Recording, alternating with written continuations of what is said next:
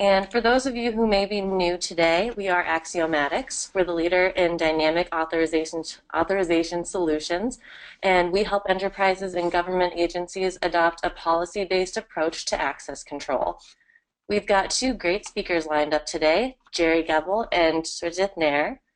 Jerry is the VP of Business Development at Axiomatics, and in this role, he supports our sales, marketing, and product teams by managing strategic partnerships and alliances. Prior to joining Axiomatics, Jerry was Vice President and Service Director for Burton Group's Identity Management practice. He covered topics such as authorization, federation, identity and access governance, user provisioning, and other IAM topics. Srijit is the product manager at Axiomatics. He is responsible for the vision, planning, and overall design around the core products of Axiomatics. Srijit brings great knowledge to the team, including an understanding of security issues related to system, network, service-oriented architecture, and cloud-based delivery model security. He has done advanced studies on policy enforcement, information flow control, and applied cryptography. I'll hand it over to these two gentlemen to begin. Thanks very much, Lauren, for that intro. This is Jerry. Happy to be here at Srijit. Thanks for joining me again for this webinar. Happy to be around, Jerry. All right, and welcome everyone. Good morning, afternoon, or good evening from wherever you are. So what we want to cover today are a few introductory comments just to set the context and foundation for our discussion here. When we'll move to talk about business intelligence tools, how they use Hadoop, and some data security challenges within that Hadoop environment. And then we'll focus a little bit more specifically on data security solutions from Axiomatics, and then of course the star of the show today to talk about the introduction of SmartGuard for big data. And as Lauren said, do feel free to enter questions into the GoToWebinar question box, and we'll definitely pick those up as we go along here or at the end. So first of all, let's speak briefly about some business and technology trends, because I think it's an important backdrop for when we talk about security projects and budgeting for new security initiatives. And the kinds of things that we are seeing, some of them are quite familiar. That is, the pressure to reduce costs. And I think that's been a big factor in the movement toward big data systems, because they're so much cheaper to acquire and deploy than some previous proprietary database technologies. But cost reduction is certainly an issue. Regulations are as well, and there are things like the GDPR regulation updates in Europe that are rolling out over the next 18 months or so. And banking regulations are always changing, and these are impacting requirements around things like privacy, for example. And then with regard to big data, a large focus here is on the analytics or the creation of algorithms. We want to be able to analyze and mine this data for new business value, and how can we do that in a balanced manner.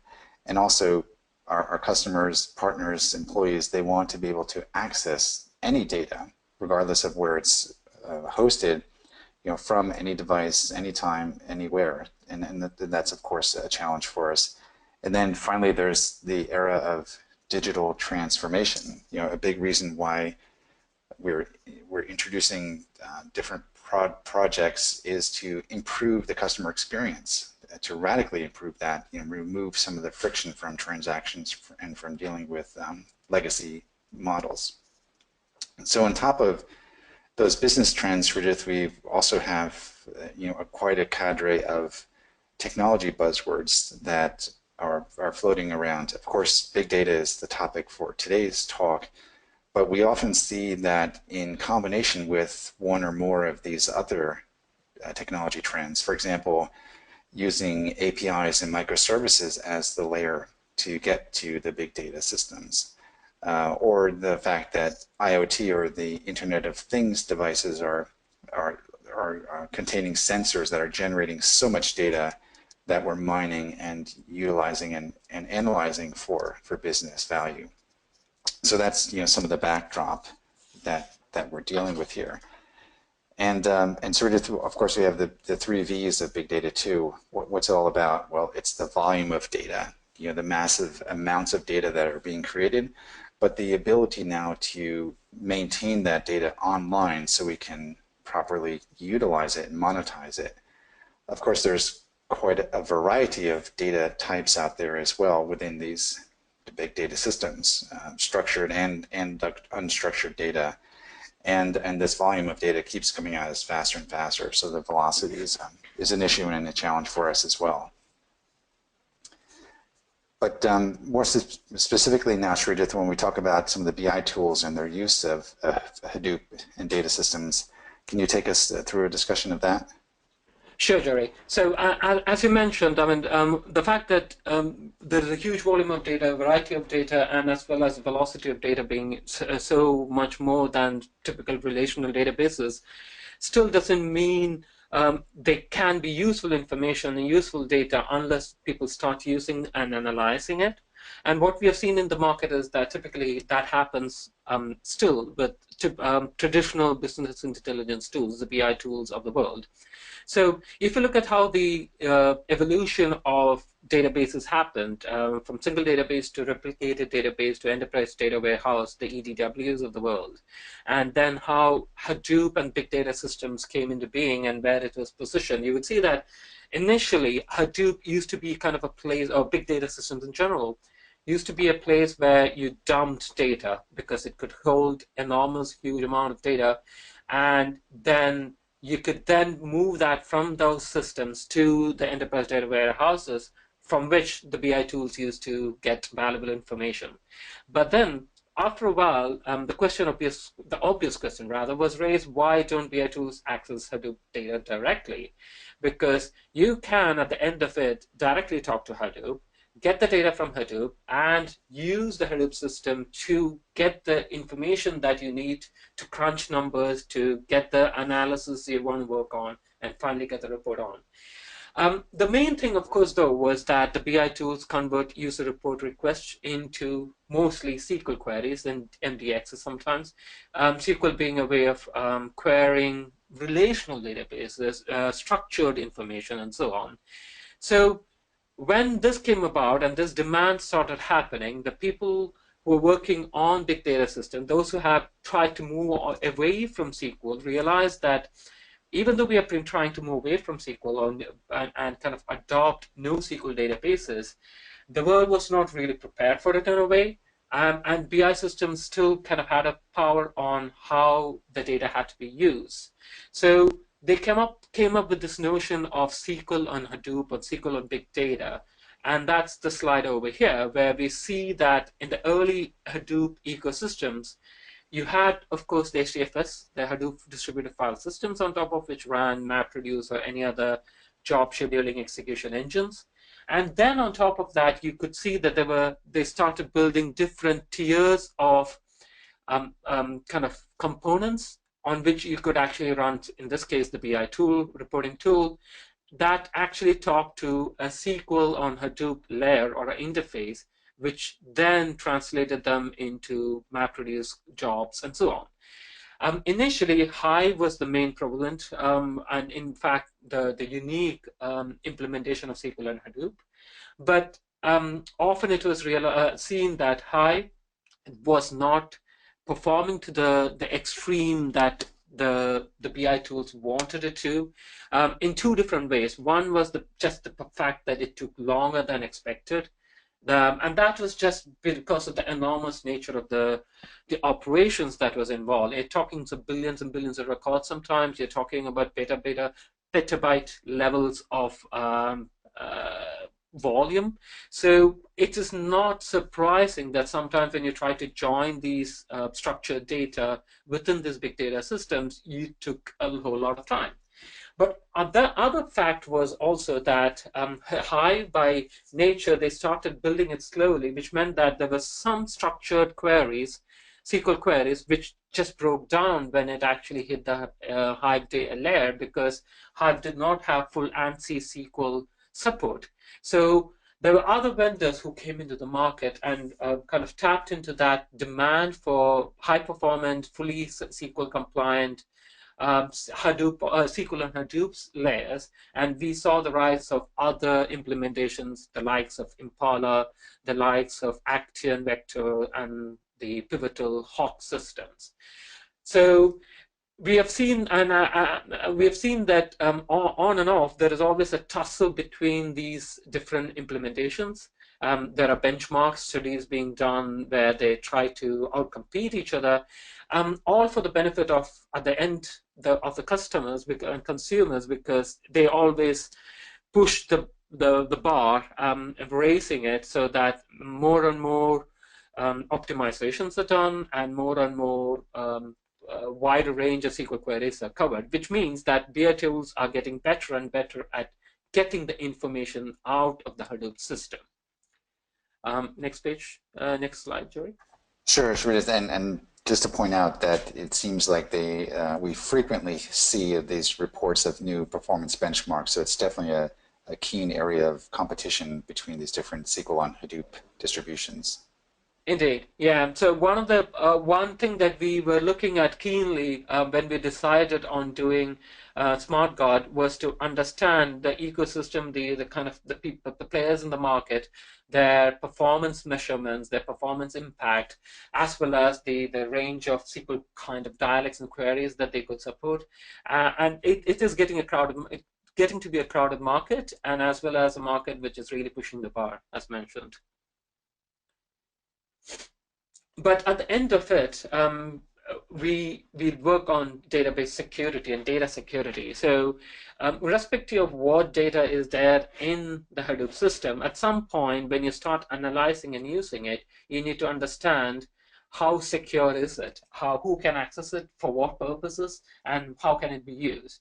If you look at how the structured data moved on from legacy data analytical systems to the data warehousing kind of systems, you realize that in the olden days, well, not too old, a long time ago, when we were looking at data silos and one application talking into one database, or maybe a replica of one database, you could relatively easily hard-code the security control within the application.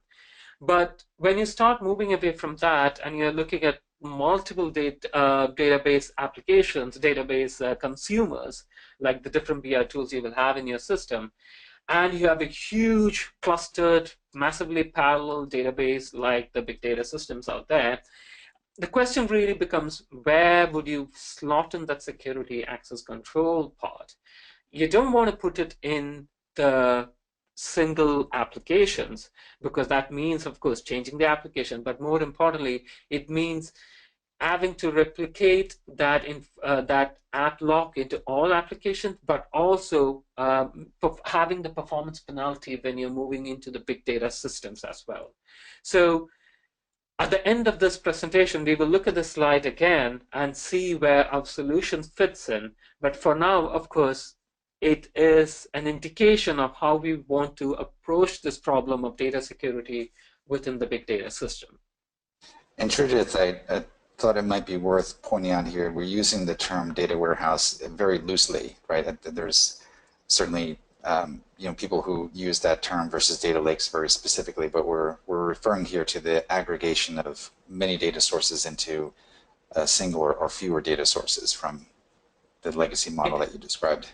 Indeed, indeed. So we are not being very purist about that term usage, I guess, because yes. We do use data warehouse, data lakes, even though structurally and technically there are differences in how you approach the deployments when we say these different terms indeed. Right. Yeah. So to kind of explain a bit on the security risk aspect of it, when we see the business intelligence tools used within our customers and our prospects, we see that typically the BI tools are given to analysts, people who typically have generic description of what they need to produce in terms of reports. And at the end of it, they use the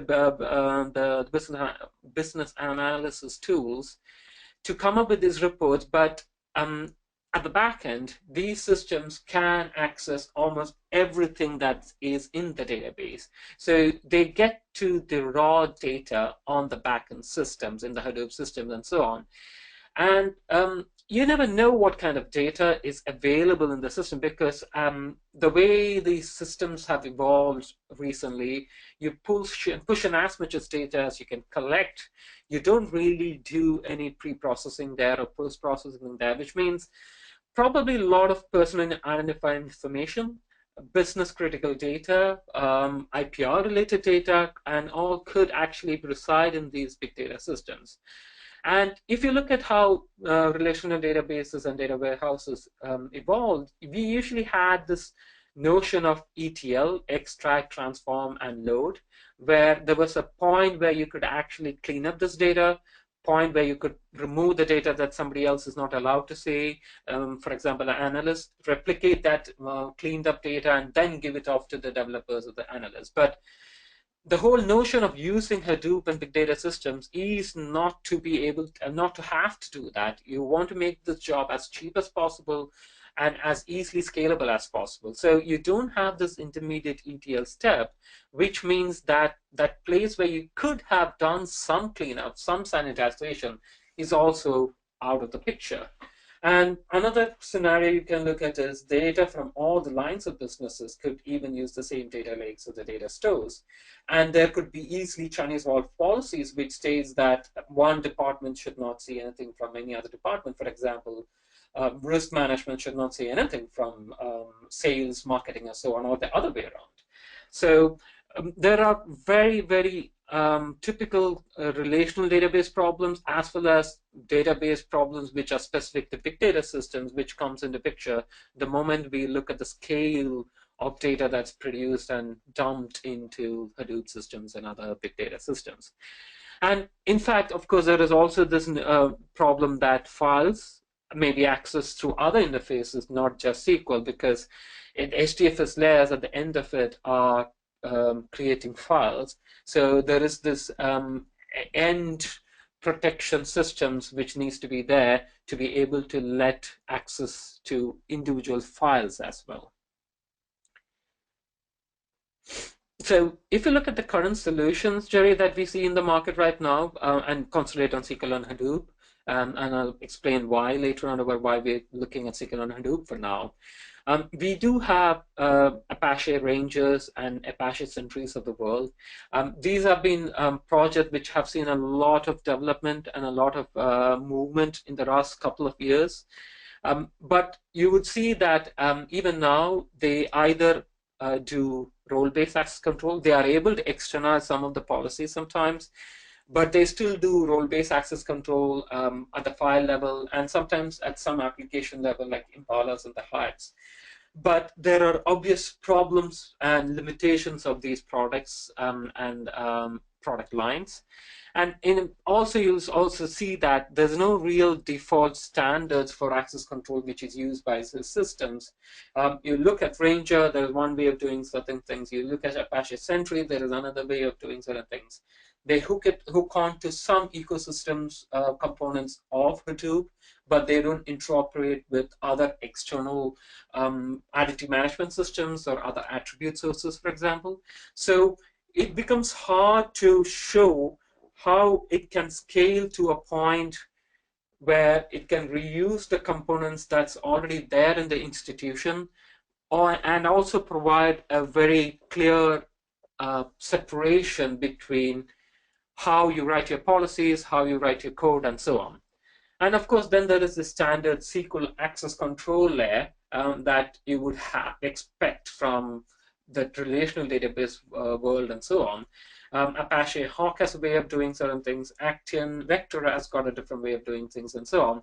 But at the end of the day, though, it provides you with an access at the levels of data sets, tables, and columns, but based purely on roles and identities of the user. So you could provision identities and roles saying role X is allowed to see table Y, and so on and so forth. But you don't get to do anything more fine-grained than that. And that's where I guess Jerry will come in and explain why we need more fine-grained access control within big data security. Absolutely, Sridhar. And thinking about some of these Hadoop ecosystems out there and the big players, like Pivotal, Hortonworks, Cloudera, and other traditional IT vendors putting a lot of research and effort into this space, and it's rapidly evolving. So I think part of what we're trying to do is bring some stability to that environment using some proven technologies. So in this next section here, we'll talk about how Axiomatics addresses data security concerns. And when you look at our solution stack as it's grown over time, we of course start at the application layer with our authorization for application solutions, primarily the Axiomatics policy server.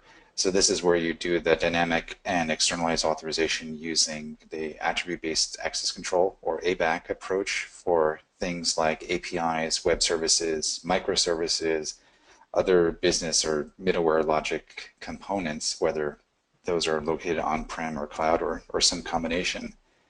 And then a couple of years ago, we introduced the Axiomatics data access filter, which applies these same ABAC principles to database content, and initially that was for relational databases.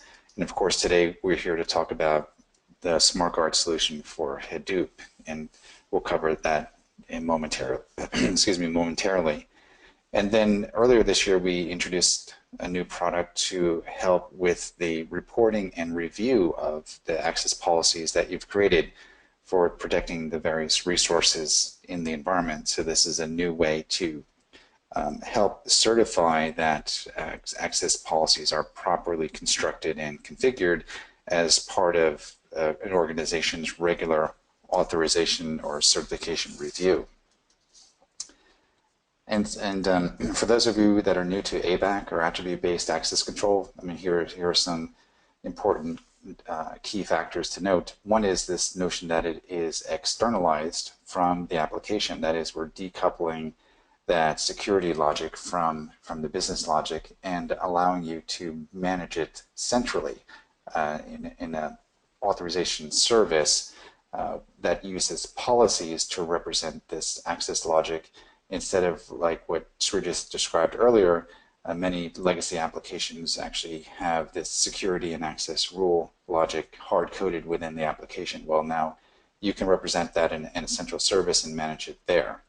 Of course, ABAC is the way to do that these days. It's the optimal way to do it because the policies within an ABAC system use attributes as building blocks to enable this fine-grained and dynamic authorization model that Sridhar was alluding to. And of course, there's standards behind this, so this also gives you considerable confidence in the interoperability and the industry validation of standards like XACML, the Extensible Access Control Markup Language from Oasis, and Alpha, that's the abbreviated language for authorization that we introduced here at Axiomatics and have contributed to Oasis as well. And what about these attributes? Well, an ABAC model allows you to incorporate lots of contextual information, not just focusing on who the user is, although of course that is important, but you can also incorporate things like what device are they using, was it issued by the organization or not, what's the time of day, because that may be a factor that you want to be able to control and filter data on. Where are they located? This is often an issue for organizations that are concerned with intellectual property rules for the organization or for privacy rules. And then why and how, how is the user related to the data so that we can properly apply security controls. So those are that's some of the background on ABAC, but how does that apply to big data? Well, we think it's similar to justifying a business case for ABAC for other application controls. The fact that we've mentioned here that you can centrally manage these access rules, which can be so dynamic and very fine-grained, so you can utilize all of the attributes available to you to apply the proper controls, the proper filtering. And this is important because as you commingle data from many different sources, potentially creating new combinations that result in security risk or privacy concerns. Well, we have a way of dealing with that, because just applying security at the table level or just at the column level typically is not nearly enough to adhere or to comply with regulations and security requirements. Rather, we need to be able to filter and even mask data at a pretty specific level. So that's why we're here, Srijit, to talk about SmartGuard for big data and how we can accomplish that. Indeed, Jerry. So, as Jerry mentioned, the fact that you have big data doesn't really change the notion of security that's associated with it, and of course that if nothing, it amplifies it, and the level of granularity that you would want would be similar, and the business scenarios that you would want to use it in will also be similar. So when we started looking at the space of big data and the access control around big data, we realized that we see the market for providing a policy-based approach for SQL and Hadoop systems, but rooted in the ABAC principle. So you want to be able to look at policies, write them in terms of attribute-based access control, and then be able to enforce that in the most typical ways in which the data is used from the big data systems. And that's where we realize that business and intelligence tools are still the primary consumers of this data, and that they talk the SQL language. And so we decided that in the first version, at least, of our product, we'll focus on the SQL and Hadoop system and come up with a solution that works at that level. Now, the aim of the product is to address the privacy, protection of critical assets within the data system, meet the compliance regulatory requirements, and securely share the information across the enterprises as that's needed. So that's kind of what we have seen in most of our customer scenarios. It's one or two multiple of these use cases or requirements that's fulfilled from a business needs point of view. And from a functionality point of view, we want to be able to provide conditional dynamic authorization. And what that means is we want to be able to provide the fine-grained access to the big data systems, not just at the data set, table, or even the column level, but all the way to go down to the row and the cell level. So you could theoretically, if needed, come up with a use case where you have a requirement around a person being able to access only certain specific cells in a big data system and be able to enforce that using SmartGuard for big data. On top of that, we do allow customers to write policies that enable them to dynamically filter the rows equivalent, as well as mask the information that's possibly exposed to the customer. And I'll kind of explain that in detail as we go through the slides as well. So how does this work? Conceptually, it's relatively simple. So you have this application that you're looking at, and that's typically the business intelligence tools. That's right at the top there, called applications. And then somewhere on the right-hand side, you have the policies, and that's typically starts off their life as business level or IT level policies, often in English, and then you write them as more structured and more technical policies and distill them into ABAC-based policies, which you then express using the XACML language specifications. So once you write those policies, you actually feed them into the brain of a service called the SQL filter service, and that's typically what we call the evaluation engine. And this is where the main decision of whether certain things needs to be controlled access to and so on based on the policy actually kicks in. So that process starts off with the application deciding what kind of SQL statement needs to be created on behalf of the user when the user says generate the report. And that can vary based on the kind of reports that's been generated. It can vary based on who is actually creating the report as well.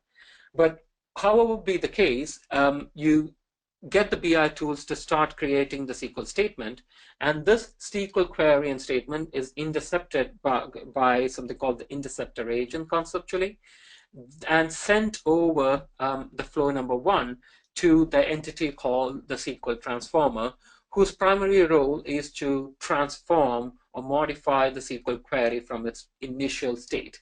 And to do that, what it would do then is to call out to the SQL filter service and tell it information that it knows about the query. For example, what is the query about? What are the rows, columns, database tables that it's trying to access? On whose behalf was the query was it being run?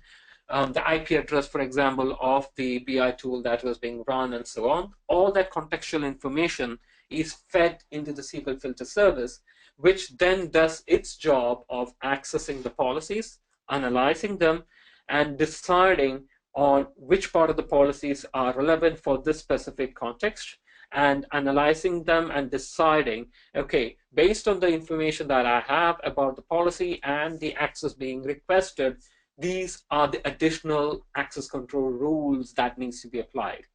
Now, while that evaluation happens, the evaluation engine, the SQL filter service, could easily call out to an attribute source, any form of data source, be it old relational databases that you may have in your system.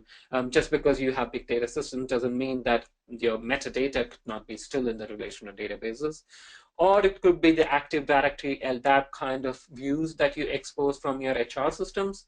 Or it could be any other sort of web services or cloud-based services which provide aggregation of your attribute sources. So whatever be the source of data that you typically have within your enterprise, you are able to reuse that to feed information about the context again, or about specific queries that the SQL filter service has. For example, if the policy said something about a specific role, while the SQL filter service only had information about the user, so that user to role lookup could be done using an LDAP directory, just to give you an example. So with all that information, what the SQL filter service then does is provide extra access control limitations that needs to be imposed, provides it back to the SQL transformer. That's step number 4.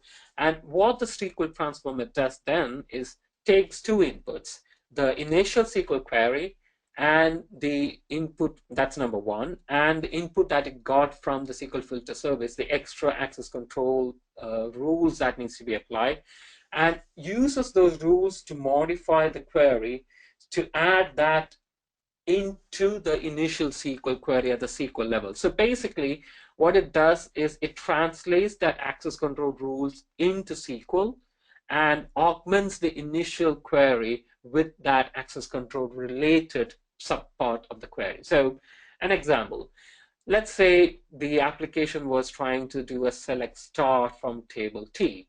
And then what the SQL transformer could end up doing is saying select star from table T, where the amount greater than 50,000 or less than 50,000, similar things like that. So all that is just examples of extra conditions that limit the view that's finally available to the user or the BI tool that's run on behalf of the user. So once that modified query is created by the transformer, it sends it back to the interceptor agent, which shoots it over to the data store. And this data store, of course, is the big data system that we have been talking about. And once it hits the data store, the data store then actually does the normal job it does of querying the data out of the system using the SQL query it gets, and sends back the result to the application in step number 7. So there are a couple of magical things happening here. The primary being that the application doesn't have to be aware of the fact that there is the SQL transformer, there's this policy, there are these extra attributes, and so on. The application is kind of it's transparent for the application as to how the rest of the things work, because it still just generates the normal SQL query it always used to, and it gets, of course, a subset of maybe the initial information it used to, because now there is access control limited information, but otherwise it just doesn't really need to know anything about the matching which happens on the backside.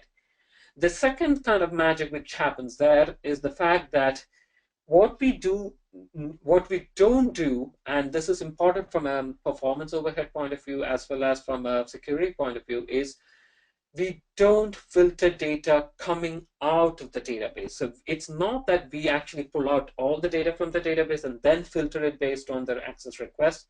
Instead, we actually only ask for the data which is allowed to be viewed based on the policies. So it has twofold implications. One is performance. You don't really need, your overhead created is minimal. You don't ask for more information than that's requested, which means less job and less work to be done. But also importantly as well, you don't expose data which should not have been exposed. For example, if there were social security numbers which a specific user should not have seen, it never gets retrieved from the data at all, data stored at all. So those are the few things which happen on the backside. The significance of it you will see when you see the result of the data or the performance of the system that comes out of it. Next slide, Jerry. Sure, and that's an important point too, performance-wise, Shreedith, because we're not post-processing the data, and then also it doesn't matter how much data or how big the system is, because we're only operating at the SQL level in this case. Indeed, yeah. So just to summarize some of the key technical features, the automation. The more automated modification of SQL statement happens independent of how the application used to behave, and it's transparent to the application, the BI tools, and it controls what data will be retrieved with the dynamic data filtering capability. On top of that, you can redact and mask sensitive data. So for example, if you were using the big data systems to dump transactions which, for example, had credit card information or social security number, you don't want that to be exposed to all sorts of BI tool users, but there might be valid business reasons why you want to expose it to certain classes of people. So those information which are by default not required for normal usages, you would want them to be redacted or masked so that only specific usages are allowed for that. So that's possible with our system.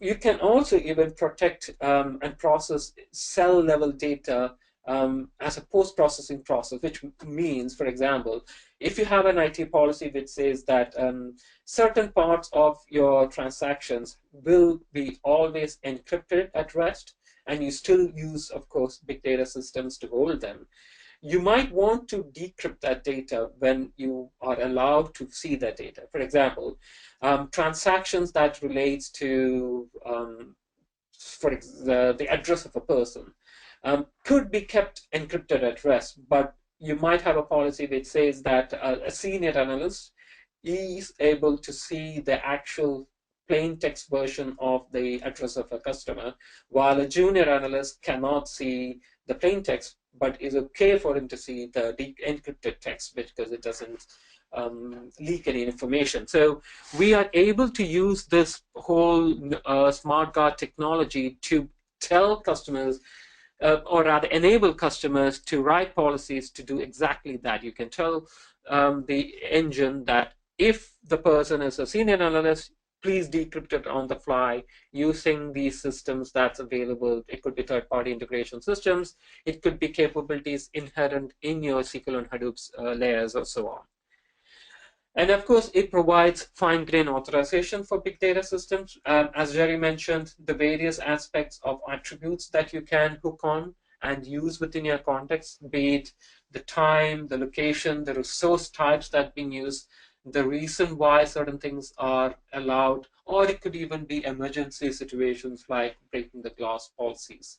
So you get to enable and enforce fine-grained authorization and in the domain of big data now. Then we have this, we can exploit the full power of attribute lookup, as I mentioned before, and be able to use SACML-based representation of the policies. Next step. Jerry. So to go back to that one slide that we were mentioning before, we have a place where you would typically want to have that security setup. And this is the exact place that SmartGuard places itself in. So we try to sit between the application and the big data stores and allow access where it's allowed and deny access where it's specifically denied, which allows you to do a centrally managed security and provide data filtering and data masking capability. Now, the obvious question that we have seen when we talk to customers and prospect about our product is, that's really nice. I can see how the solution works, but are the typical use cases that you would see, which is big data specific or things that can be used within big data system, big data environment? So a scenario that we have played out to customers and seems to resonate well is something similar to this. Let's say you are looking at a financial institution, and if you're not from a financial institution, just it should be relatively easy to extrapolate and move it into your domain as well. Consider a big project where a national initiative, a nationwide system that you're creating with the use of course, big data systems in the backend to share fraud or suspicious financial activities. And here you have multiple people participating, so the local, national, and even multinational financial institutions. And let's say you're collecting data from each of these participating bodies about individual transactions which have some flags about fraud detection associated with it. Of course, there will be multiple stakeholders, and the use case gets more and more interesting the more complicated the relationship between these stakeholders become. For example, you have the initiative council, the high-level body which works at the level of these initiative, while you also have this individual banks, so those that provide the information, the raw data that are shared across other banks. We have, of course, the bank customers because they are stakeholders at the end of it, because it's their transaction more often than not, which is actually being scrutinized. So they have certain things at stake. And of course, there will be the data protection authorities within that domain who wants to make sure that the data is used in a way that is compliant with the laws of the land. And of course, you also have analysts who have different clearances, who are tasked with understanding what's going on, react to the situation, and maybe with pull-up reports, evidence now and then, about what kind of fraud activities we saw within the system. Now, that's the scenario. Now, let's go forward and look at the different access control policies. So you could easily have interbank analysts, so people who work only within the bank, that's within their own bank, and there could be like senior analysts who can access all related data of that specific bank, of all the different kinds of data about the users and the transactions. But there could also be lower level analysts who cannot access, for example, the customer identifier, the name maybe, or the transaction amount, because they are more personally identifiable information or more protected information. So based on the seniority of that analyst, you may or may not be able to see certain things. And of course, you also have this concept of intra-bank analysts, because now it's a nationwide initiative. So you want to be able to see the data associated with other banks, and there you could create other access control rule. For example, saying that if somebody else from another bank is trying to access data that is provided by me as the bank A, you can only see certain very specific fields like the IP address, the timestamp, and the flag which raised the concern, and so on, because that's the only operational data that you want to be able to analyze. It could also be that there are banks which have special arrangements between each other that allows access to other records and so on. Then you could extend this further and say the high-level initiative council wants to be able to see just the number of times a specific flag was raised, for example, so that they get a count of how frequent are the different kind of fraud activities.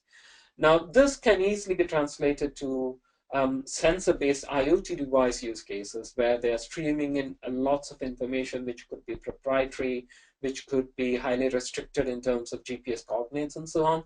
So all of this clearly points to the fact that the systems that's available right now cannot get you the access control that you need because they are too coarse-grained, they don't use contextual information, and they don't externalize the policies as well. Next slide, Jerry. All right, thanks, Sridhar. So we'll summarize a few points here before heading to the Q&A part of the webinar, and we've got a few questions already in the queue, Sridhar, that are quite interesting. So if you have more, please put them into the Q&A box. But just to summarize some of the points we've made here, so we've looked at some of the potential and in many cases obvious security issues when you look at some of the current tools that are available for securing Hadoop systems. Of course, Sridhar just walked us through the new SmartGuard solution, and I think what's really important here to consider is how it leverages that existing investment that you have in an ABAC technology. Certainly now you can use that same comprehensive approach across all manner of application resources, from the presentation web single sign-on layer through the APIs, microservices, and now straight down to relational and big data systems. So we certainly invite you to contact us to find out more details. So we hope we've just given you a little taste here today, and we're certainly happy to show you more about the product. And we've got a few events coming up here in the next month. So I think, Sridhar, in a couple of weeks, we're at the IDM UK event in London. It's a pretty good event that we've been to in the past. We will also be at CA World in the middle of November out in Vegas, and then again back in Vegas for Gartner Identity and Access Management at the end of November. So I hope to see you there. Yeah. So Sridhar, here we go with some questions. One came up when you were describing the deployment architecture where you showed the interceptor agent. And so the question is, well, what if I have a tool, a BI tool that's not configured? Can it access the Hadoop system? So that sounds like a configuration requirement, right, for the enterprise to make sure that's in place. Right. So yes, in the sense that if you have BI tools, there are typical configurations and deployment scenarios that they are used. It's either a client-server architecture, like a Tableau server with a lot of clients, or you have web application-based BI tools, and sometimes you have Windows-based BI tools. So what we do with the interceptor part, and that's, I guess, the key point here, is that we try to have the interceptor base be as broad as possible. It's sometimes at the container level, if you're looking at web applications. It can be even at the data management level if you're talking about a Windows system. So our interceptor agent doesn't work with individual BI tools and doesn't need to be configured for them, each one of them individually.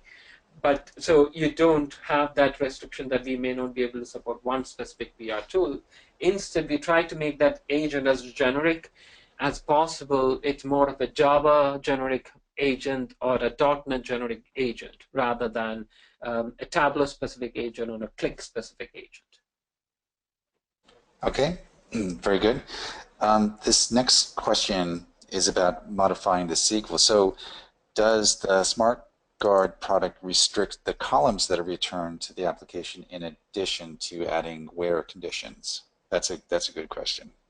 Indeed, yeah, that's actually a pretty interesting question. So as we kept saying that we do allow you to filter at the row level as well as the column level to do access control to the minute level of a cell, for example. But then, of course, you could have complexities when you're getting unexpected results on the client side. For example, if you have written either your own application or the BI tool was expecting 10 columns and now you're trying to restrict access and a specific person cannot see one of those columns, you never know how the BI tool could behave. It could end up actually just throwing up an error and exiting. So so if you are having a use case like that, you need to consider how that behavior would affect the BI tool, and what kind of usage scenarios you would expect from there. But what we see customers do in those cases sometimes is not so much as suppress or restrict the column access completely, but rather tell the age and the policy to just mask the data. It could be masked with no number, so just null data, which means that you get some data, but that data has no meaning because it's either all zeros or a string called null. And so it satisfies the requirement, the strict requirement that the BI tool might have, without still divulging information you shouldn't be. Right, right. So we return the expected number of columns, but we can mask the data in the sensitive columns. It's a safer way to approach it. Yeah, so you kind of try and do the both sides, try and get the best of both worlds in a way. Mm-hmm. Perfect. Okay. Roadmap question here. You're just the guy to ask this one. So you pointed out that the first version of SmartGuard is, of course, for SQL on Hadoop implementations. Are we looking at non-SQL like HBase access and use cases as well? Yes, we are. So as we mentioned, Jay and I, we concentrated on SQL just because that's where we saw most of the initial activities happening from a consumer point of view, consumption of the data point of view. But we have plans to extend the SmartGuard capability to encompass both a file system level access control and even look at kind of a hybrid approach, which is not just real-time access control dynamically, but also more of provisioning-based access control. So if you had invested and you had come up with solutions which sometimes works at provisioning level, so you could still have, and that's looking at the likes of Rangers and the Sentries of the world, you could still write your policies in XACML and ABAC and then provision these new rules that is used by existing systems and so on. So we are looking at all the different possibilities, especially now that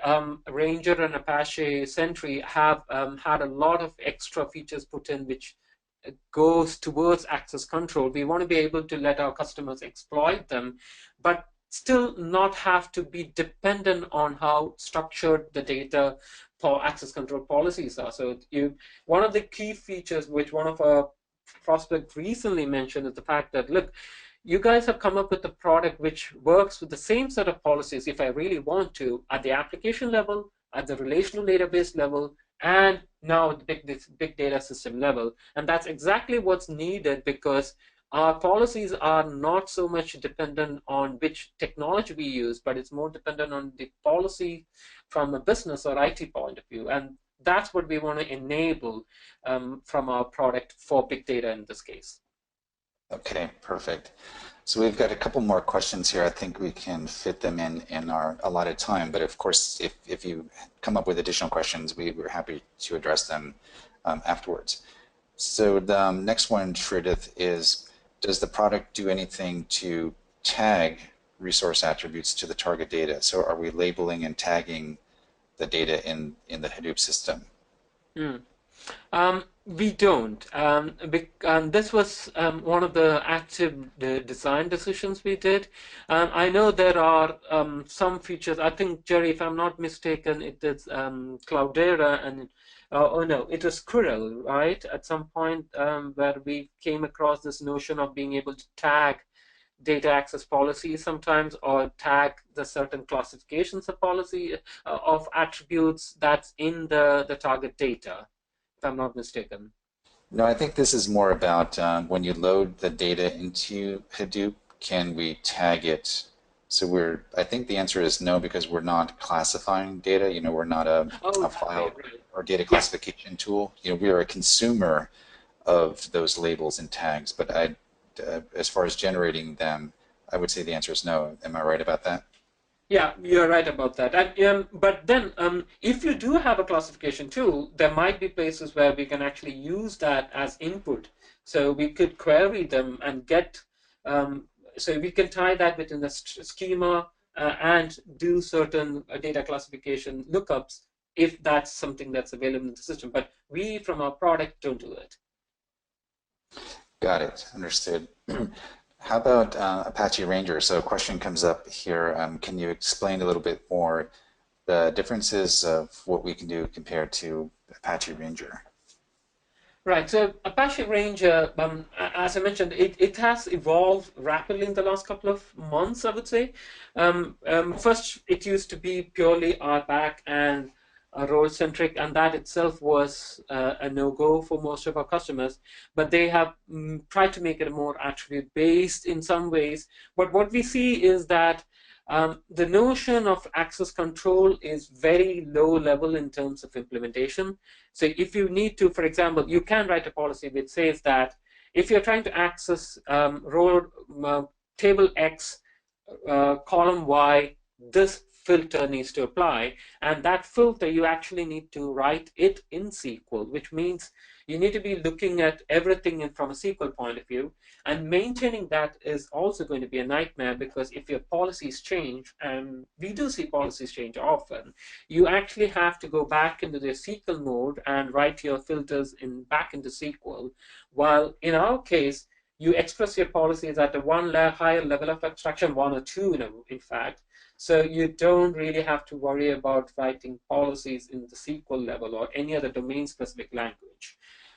The other thing we have seen, which is limiting from the Ranger side of things, is that while it does interoperate with some of the ecosystems, existing players like Atlas and so on, it does not easily hook up to other attribute sources. So if you had an LDAP directory or a cloud-based system which provided attributes, it's not something that can be easily consumed and used by your evaluation engine to make more informed decisions about your policy. So those are two big things that we see as main drivers or main distinguishing factors between us and the likes of Rangers and Apache Sentry. Okay, fair enough. That sounds like a little bit like the world of stored procedures to me, which is certainly nasty business. Yeah, indeed. All right. Well, it looks sort of like we reached our time limit here. For the extra questions we didn't get to, we'll answer them via email. But thanks everyone for attending. Thanks, Sridhar, for doing the session again with me. Always enjoy that. And we look forward to seeing you out on the road or at the next webinar. Thanks very much. Thank you, Jerry. Thanks, everyone.